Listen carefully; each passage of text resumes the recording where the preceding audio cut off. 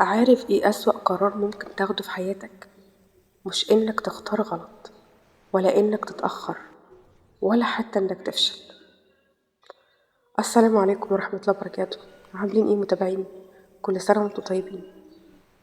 حلقة النهاردة عايزاكم تركزوا معاها قوي للآخر، لأن فعلا ممكن تغيروا نفسكم بيها. أسوأ قرار ممكن تاخدوه إنك تبدأ تشك في نفسك. أيوة، اللحظة اللي بتقف فيها قدام نفسك وتقول يمكن أنا مش كفاية، يمكن أنا مش قدها، يمكن الناس كانت صح لما قللت مني. هنا بالضبط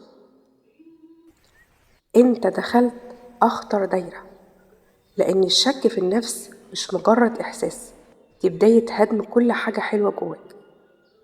أول ما ثقتك تهتز هتلاقي نفسك بتتردد في كل خطوة، بتحسب كل كلمة، بتخاف تجرب، وبتتراجع حتى في الحاجات اللي كنت شاطر فيها. وفجأة الشخص اللي كان عنده حلم بقى خايف حتى يحلم. تعرف المشكلة الأكبر؟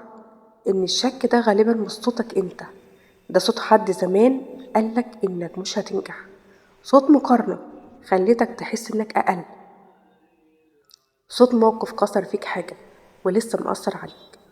بس الحقيقة إنك كنت ماشي كويس لحد ما بدأت تسمع الصوت الغلط.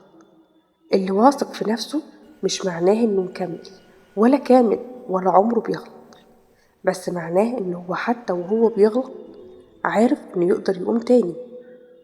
لكن اللي بيشك في نفسه ممكن يضيع فرص عمره، مش علشان مش قادر، لكن عشان مش مصدق إنه يقدر.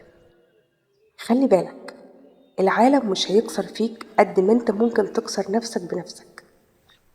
وأخطر حاجة إنك تبقى واقف مكانك مش عشان الطريق مقفول، لكن عشان انت خايف تمشي. فلو في لحظة حسيت إنك بتضعف، افتكر بس إنك وصلت قبل كده، وعديت قبل كده، وقمت قبل كده. يبقى ليه دلوقتي تقرر إنك مش قدها؟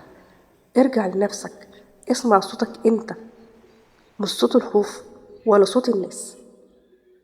خليك واثق إنك مش محتاج تبقى كامل علشان تبقى كفاية. أول خطوة للنجاح إنك تبطل تشك في نفسك، إنك تقول لنفسك أنا قدها. العزيمة والإصرار،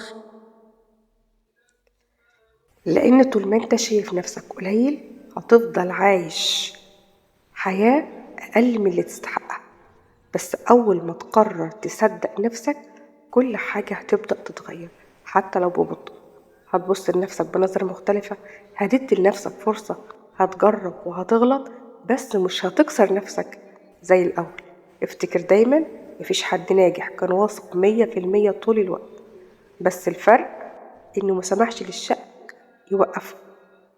كل مرة الشك يحاول يرجعك، بص كده لنفسك وقول أنا مش همشي وراك تاني. قولها للشك، وإن شاء الله ثقتك هترجع تاني لوحدها.